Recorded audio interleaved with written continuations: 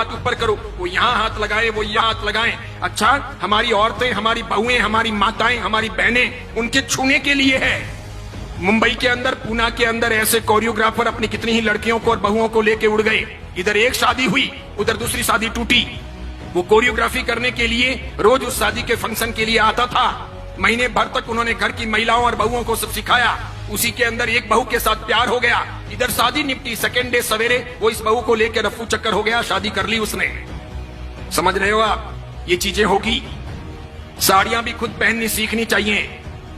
कोई fashion designer हमें साड़ी पहनाने आए और वो मर्द हो, अच्छा, वो यहां तक हमें छुए और उसके साथ में हमारे घर का भाई हस्तमिलाप करेगा। सारा दिमाग खराब हुआ है क्या?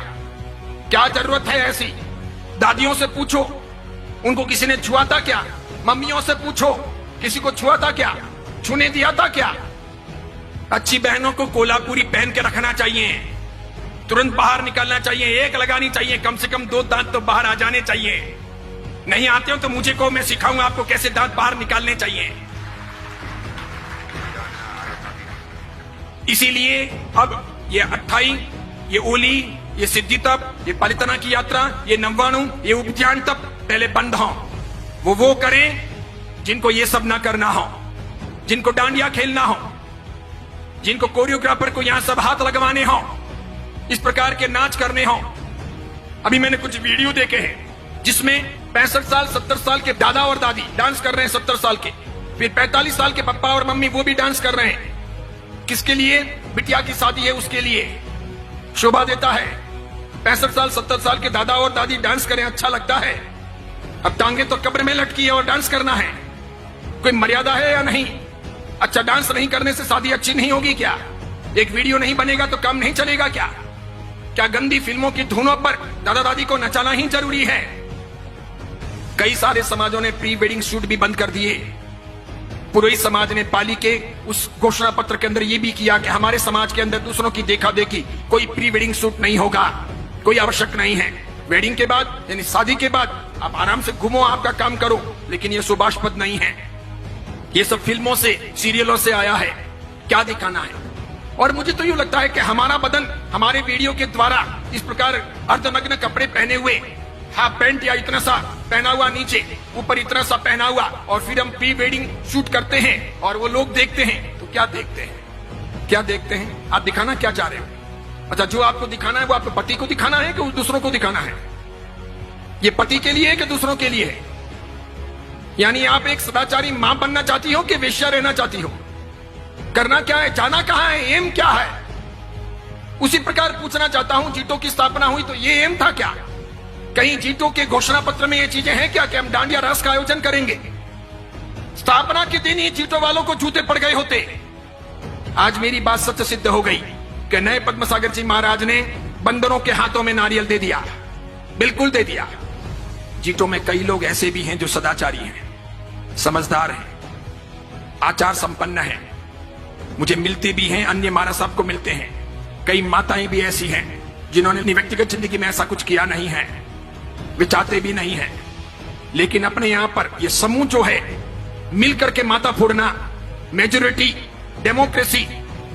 मुझे ऐसा लगता है कि जैन समाज के कुएं में किसी ने भांग डाल दी है, सबको वही पानी सप्लाई हो रहा है, इसीलिए सामूहिक पागलपन सवार है। इस बीच में ऐसा कोई आदमी बोले तो उसकी बहुत कीमत नहीं, उसको लोग खारा समझते हैं, उसके प्रति लोग दुर्भाव रखते हैं, उसे पसंद नहीं करते। क्योंकि मुझे तो ये सब फर्क नहीं पड़ता, मैं किसी की रोटियों का मोहताज नहीं हूं, और मैं तो कफन पहन के निकला हुआ हूं पहले से ही, और मेरे कोई आगे रोने वाला नहीं, पीछे कोई धोने वाला नहीं। मैं इसकी फिक्र करता नहीं, मुझे कोई बहन बेटी की शादी करवानी नहीं है, मेरा कोई उपास्य नहीं, मेरा कोई मंदिर नहीं, मेरा कोई घर नहीं, मेरे कोई स्थान है नहीं, मैं कल कहां रहूंगा ये मुझे पता नहीं है, इसलिए मैं कोई परवाह करता नहीं कि मुझे किसी प्रकार की गुलामी करनी है, बिल्कुल नहीं, नेवर। मैं तो सत्व के आधार पर जीने वाला आदमी हूं। जितने केस होने दें, जितने दुश्मन सामने आए आने दें, जिस मुकाम पर मौत होगी होगी, एक बार होगी, 2 बार थोड़ी होती है मौत, एक बार होगी। और किसी के सर्टिफिकेट से मुझे कोई स्वर्ग या मोक्ष थोड़ी मिलेगा, तो क्या फर्क पड़ता है कोई मेरे बारे में क्या बोलता है, कुछ भी कहे। इसीलिए मेरी फिक्र मत कीजिए, मुझे चिंता है समाज की। भगवान महावीर का समाज चिंता रहा, वो पवित्र रहा, अच्छा रहा, तो साधु साध्वियों का और हमारे सब कामों का कोई व्रत रहेगा। अगर भगवान महावीर का समाज ही कमजोर पड़ गया तो मेरे एक के मजबूत होने से क्या होगा? मेरे एक के जिंदा रहने या लंबी उम्र पा लेने से भी क्या होगा? मैं व्यक्तिगत सफलताओं को समाज के सामने, धर्म के सामने महत्वपूर्ण नहीं मानता। मेरी व्यक्तिगत सफलताएं कितनी भी हों, अगर वो व्यक्तिगत सफलताएं मेरे समाज के लिए, मेरे धर्म के लिए उपयोग में नहीं आती है तो मेरा जीना हराम है। फुकट की रोटियां खा करके कोई मतलब नहीं है। इसलिए मैं सोचता हूं सफलता का पहला मापदंड कि मेरा समाज सुरक्षित रहे, साफ सुथरा रहे, मेरा धर्म सुरक्षित रहे, साफ सुथरा रहे। यह आवश्यक है। आप जैसे लोगों को क्रांति करनी चाहिए, उठना चाहिए। पूरे बेंगलुरु में यह हवा फैलानी चाहिए कि डांडिया नहीं होगा, कोई जीतो, कोई जियो, कोई अन्य संस्थाओं के अंडर में नहीं होगा। उसके लिए संस्थाएं ना बने।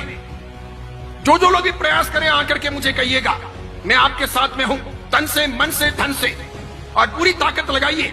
और खास करके मैं मंत्र शक्ति से कहना चाहूंगा कि उठो। हमारी बहन बेटियों को, हमारी आने वाली परंपराओं को हमको भ्रष्ट नहीं बनाना है, वेश्या नहीं बनाना है। जवानी के दिन तो चले जाएंगे, उनको लोगों के सामने नहीं थिरकाना है। वो गंदे गंदे फिल्मों के गीत क्या सिखाने हैं, क्या जरूरत है, और क्या क्या होगा, और वापस रात्रि भोजन होगा। इसलिए जीतों की भलाई इसी में है कि वो समझें, वो मर्यादा में रहें, वो ऐसे काम ना करें। वो IAS IPS के लिए काम कर रहा है, वो बहुत अच्छा है, वो कीजिए। एजुकेशन के लिए, साधर्मिक भक्ति के लिए, मेडिसिन के लिए, या फिर साधु साध्वी के वैयावच यानी श्रवण आरोग्यम के लिए जो काम कर रहा है वो अच्छा है, बहुत बढ़िया है। इसके लिए वे अभिनंदन के पात्र हैं। लेकिन ये जो काम किया जा रहा है, इसमें जो लोग भी लगे हुए हैं, बस इसी में शान है कि चुपचाप पीछे हट जाएं, ना करें। इसका अंजाम अच्छा नहीं होगा। फिर ऐसा ना हो कि हमको दूसरे कोई तरीके अपनाने पड़े बंद करवाने के लिए। ऐसी चीजें मान्य नहीं होनी चाहिए।